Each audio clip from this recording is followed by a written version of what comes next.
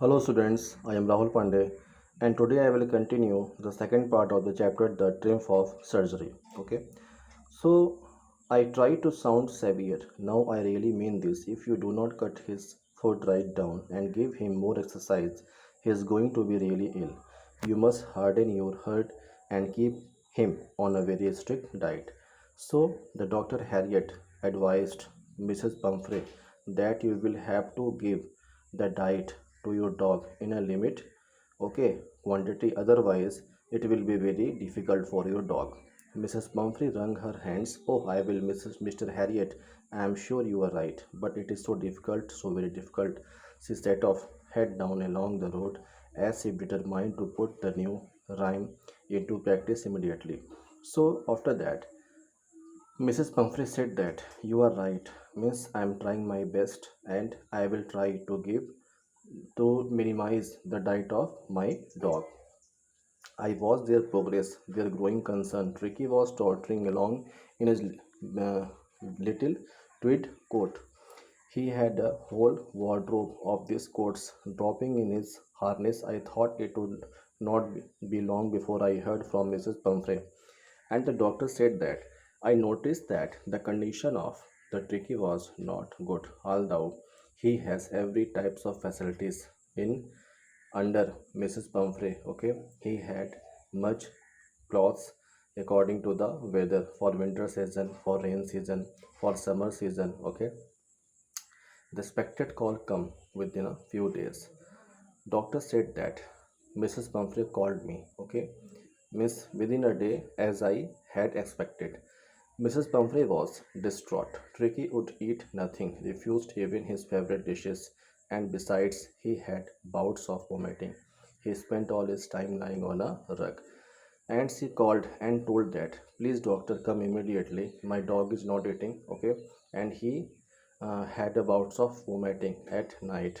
That is why I went there. When I went there, I saw that the tricky was panting, okay, and his condition was not good. He was not able to walk also. I had made my plans in advance. The only way was to get Tricky out of the house for a period. I suggested that he be hospitalized for about a fortnight to be kept under observation. I told Mrs. Pumphrey that, okay, I am watching the condition of your dog and I think that means you will have to hospitalize your dog under my observation. The poor lady almost swooned. She was sure he would pine and die if he did not see her every day. Whenever I told this to Mrs. Pumphrey, she became shocked because she was not able to live without his dog. But I took a firm line. Tricky was very ill, and this was the only way to save him. In fact, I thought it best to take him without delay, and followed by Mrs. Pumphrey wailings, I marched out to the car carrying the little dog wrapped in a blanket. And I said that, no, I am Miss I am very anxious about his health. If you will not hospitalized, so his life may be in danger. Although I know it very well that you love him very much, but the doctor Harriet said that I will have to be hard. That is why I took the dog with me and I came near my car. Okay, and I wrapped the dog in a blanket. The entire staff was aroused, and maids rushed in and out, bringing his day bed, his night bed, favorite cushions, toys, and rubber rings, breakfast bowl, lunch bowl, supper bowl. Whenever I went near my car, I noticed that means in the meantime the maid, okay, the servant of the house rushed behind me, okay, bringing his day bed, means day bed, night bed, and favorite cushions, and lots of toys, okay, means rubber rings. And she also gave me his breakfast bowl separately, lunch bowl separately, supper bowl separately. Realizing that my car could never hold all this stuff, I started to drive away. Whenever I noticed that, means all the things will kept inside my car. So I thought that it is not possible that all the things I will have inside my car. So thinking this, okay, I drove my car from there. Okay, And as I moved off, Mrs. Pumphrey, with a despairing cry, threw an armful of the little coats through the window. I looked in the mirror before I turned the corner of the drive. Everybody was in a tears. When I drove my car, I noticed that Mrs. Pumphrey was running behind the car and she was weeping, and every maid and servant had tears in their eyes. Out on the road, I glanced down it at the pathetic little animal gasping on the seat by my side. On the road, I noticed that my dog Tricky was gasping, okay, and he was lying beside my seat, okay. I patted the head, and Tricky made a brave effort to wag his tail. Poor old lad, I said, you have not a kick in your butt. I think I know a cure for you. And the doctor said that means whenever I saw he was gasping, but I said him that don't worry, you will be okay. Okay.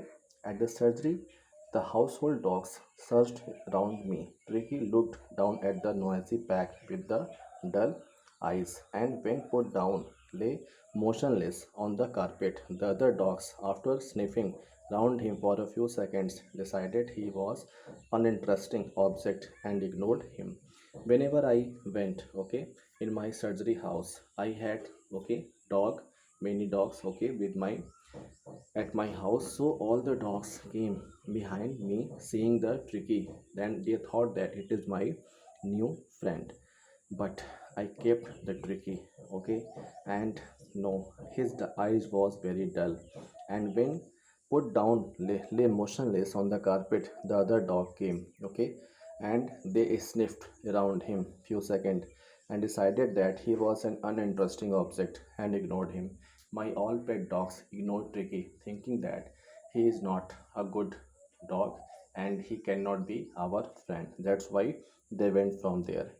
I made up a bed for him in a warm, loose box next to the one where the other dogs slept.